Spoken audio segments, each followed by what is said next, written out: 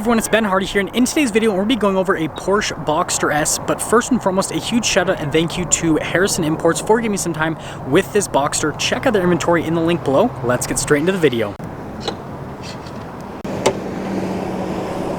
Here's the frunk of the Boxster. Yes, the front trunk, aka the frunk. Anyways, you've got this little latch here which lets you pull it and get out if for some reason someone kidnaps you in a Boxster and throws you in the frunk. But other than that, storage space is really good here in the front, and that's all. Now let's go over the front end of the Boxster. So first off, you can see that you've got the projector bulbs here in the headlight cluster, which I think look really good. Got the Porsche logo there on the hood in normal Porsche fashion. And then you have these LED accent lights here just down below. The turn signal is actually integrated into that headlight cluster. And these are actually the headlight cleaners. That's just a little thing for it, which again, another signature Porsche thing with how they shape it. But other than that, there is the front end of the Boxster, which I think looks really good. Now coming around the side here, we've got two 35mm tires wrapped around 20-inch wheels in the front, and then we've got two 65mm tires again wrapped around 20-inch wheels in the back. So a little bit of a staggered setup. And then I love the black wheels that this particular one has, and you have the silver ring which just accents it perfectly. And then notice, since this is a Boxster S, you do get the red brake caliper there on the side, and we do have the gas cap here on the side as well. You've got the venting for the engine that's in the middle, and then you can see the same design there in the back. But other than that, here is your full side view. Now you guys can really see the soft top.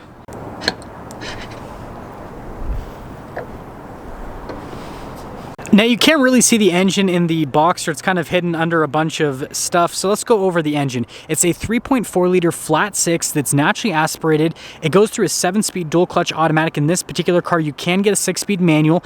Power outputs are 315 horsepower and then 266 pound-feet of torque. Now, aside from the engine, here is the trunk. So you have the frunk and then you have the real trunk. And then notice that you can fill up some fluids here, but other than that, they really don't give you access to the engine. And well, that's all for that.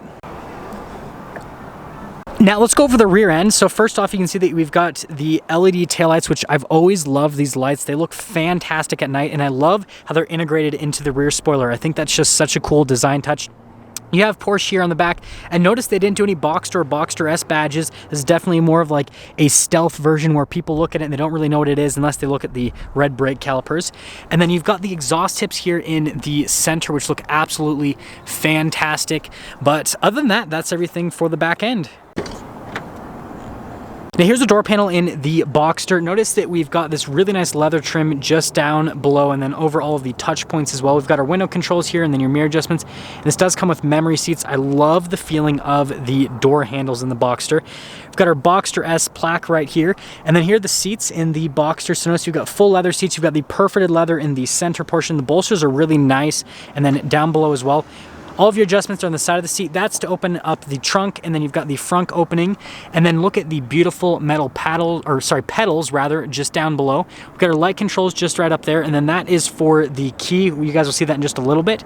But there's one more look before we pop in, and actually I'll show you guys the top before we fully come in. So the actuation for the top is just this little button right here, which you just pull, and you guys will notice that it'll do it all by itself. It'll pop down, and then everything will kind of pop up, the windows will go up, and then yeah, the top is off. And then here is what the Boxster looks like with the top off, which I think you guys can agree with me. When the top is down, the car looks significantly more aesthetically pleasing from every single angle. I think it just looks absolutely fantastic. But yeah, that's with the top off. Oh, and then here is the front angle as well with the top off, so you guys can see what that all looks like here with the Boxster. And then when we want to put the top down, you just pull up that lever, and then the whole function will happen again. It actually happens at a really quick pace, you guys can see. And it's all automated. Windows pop back up, and well, we're good to go. So we've got the steering wheel here on the Boxster. So we've got full leather here on the steering wheel with the darker stitching there on the center portion. We've got these beautiful paddles here on the back. And notice how they leave the whole steering wheel blank. I love the look of that because it's just, obviously there's not tons of controls like most other modern cars, but you still get your regular practical stuff behind it. You've got like your turn signal stock, you've got your windshield wiper stock, all that kind of stuff there in the back. And then you've got your cruise control hiding down there. But yeah, that's everything for the steering wheel. Now here's a quick look at the gauge cluster. I love how simplistic it is. It just has the 3 different gauges. You've got the speed, you've got the RPMs front and center, which is the most important portion, and then you do have that screen right there, which you can scroll through a couple of different menus and see stuff like the tire PSI, for example. But again, I love the look of it, and I love how simplistic it is. Now here's the center infotainment system, and this particular car does not have a backup camera. It wasn't standard equipment back when this was brand new. But as for the infotainment system, it is a touchscreen, but also you get a bunch of buttons here at the bottom to basically use as shortcut buttons to go to different things. So for some reason, there we go, got to cancel the search. Anyways, but yeah, you've got shortcut buttons. Not the easiest to use infotainment system, but to be completely honest, if I had this car, I would just hook up my phone to the Bluetooth, listen to my music every so often, but most of the time I'd be listening to the flat 6, so I don't really need an infotainment system. Now, more important than the infotainment system, in front of the shifter, notice we've got our controls for our heated and cooled seats for the front, which we'll throw these cooled ones on because it's pretty toasty outside today. And then notice that it does come with a dual zone climate as well, which is another nice little luxury feature. And then here is the shifter for that 7-speed dual clutch automatic. It's actually pretty interesting. So you pull it back 1 for reverse, and then you go all the way back for drive. So a little bit different than most other shifters, because usually they go up for reverse or something like that, whereas this one, it's all in a line. And then yes, it does have the manual shift function, which we'll use later on. Now down from that, this one has the Sport and then the Sport Plus, and then you've got the traction control. You guys already saw that for the convertible top. This is just for the wing on the back, and then that is the active exhaust to open that up so it's a little bit louder. I'll do that during our exhaust clip. And then we do have a center console here, which the button is just on the side, so it's not on the front, it's here on the side. And then notice you got some decent storage space in there. Again, it's a convertible, so you don't expect a ton. And then we've got the glove box over here, which just pull that latch and then it opens up. I love the handle in the glove box. It feels very well put together. And then we have Porsche's over-engineered cup holders, which you guys have seen those in a million reviews, I'm sure. I love them, but yeah, that's everything for that. Now up top here, again, we have the convertible top. So obviously it is a soft top. Got your light controls there at the top. And other than that, that's everything for that. Now that we're done going over the interior, let's quickly get into the pricing. So this particular one has 42,000 miles. Now the value on these Boxsters is actually held firm for the last few years. And so something like this with this amount of miles, depending on the exact condition of the car, is worth anywhere from the low 40s up into the higher 40s, which I know sounds crazy, but Porsches just hold their value, which is a huge benefit to buying them. But that all being said, let's take this Boxster S out and see how it drives.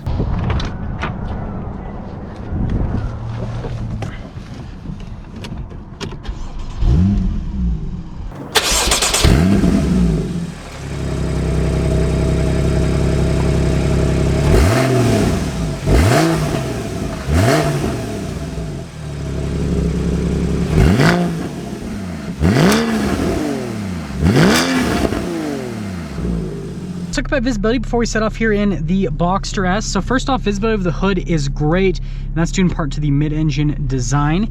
And then here's your visibility through both of the mirrors, which is actually really good. Now throughout the rest of the rear, not great, but if you have the convertible top down, then it's a lot better. If you guys are wondering why I'm not going to drive with the top down, the wind noise to the GoPro would be absolutely atrocious. You wouldn't be able to hear me whatsoever. So I've got the windows down a little bit at least, but let's set off. We are initially setting off in automatic mode in the Boxster, and by the way, I've got the exhaust in the quieter setting. We'll see if we can actually hear a difference between the exhaust in the quiet setting and then in the louder setting. So this is quiet, and then we'll pop it over into the loud setting. Yeah, I can definitely hear a difference. I can definitely hear a difference between the quiet setting and the loud setting. That transmission's so responsive. And of course, we are gonna pop it into Sport Plus because, well, why not, folks? We gotta have fun in today's video. But first off, the car is very, very smooth. You do get a little bit of creaking from the soft top, but that's every single soft top convertible ever. My Boxster did the exact same thing when I owned one. Ooh, the shifts are even sharper. So if I take it out of Sport Plus mode, they're kind of like more lazy. And then let's see if Sport mode, how that is. Yeah, Sport Plus, like the shifts are just, they're super crisp. You can definitely tell the speed difference from the regular mode to the Sport Plus mode. There's a significant difference in the shift speed. I love the seating position too. Like, you sit nice and low in the car, and so it gives you this kind of like cool sports car type feel with the seating position. Overall, the car's great so far. Like, I'm really impressed. I wasn't expecting this to drive this nice. I haven't driven one of these in such a long time, and I kind of forgot. Yeah, I love the shifts, and it sounds really good. You guys gotta remember, this isn't a GT car. It's not a Cayman GT4. It's not a 911 GT3. This is just a Boxster S, and it sounds very, very nice. We're gonna get a little acceleration here. Well, it struggles to get traction when you try to accelerate. It definitely struggles to get traction. The grip's actually really good. Gotta roll up the windows because we're gonna get a little bit too much wind noise. But merging here onto the highway, we'll get kind of like our full-blown acceleration, drop it in a second. Create a little bit of space with us and this person in front of us.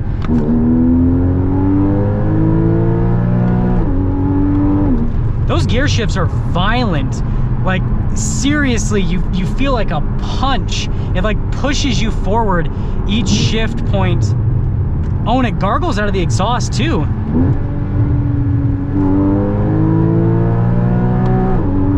Wow, that is fast. that is crazy fast. It's so insane to me that this is only 315 horsepower. Yeah, and that PDK is just so buttery smooth. It's such a quick, seamless transmission. Yeah, definitely. And the gargles you get out of the exhaust, fantastic. So let's get into summing things up here with the Boxster S. First off, from a sound perspective, I think we can all agree it sounds absolutely fantastic. And then from a looks perspective on the outside, I think it's a pretty good looking car, especially with the top down. When you have the top up, it does look a little bit funny, but it's still a pretty good looking car if you ask me. I mean, it just looks like a nice Porsche, right? Or I know some guys are gonna get mad at me, so I'll say Porsche for the people that need me to say it that way. It drives really nice. The steering feels great. The turn-in's great. The transmission's super quick and responsive. And I mean, for 40 grand roughly, a little bit more than that, right? Because this is a Boxster S and it's got lower miles.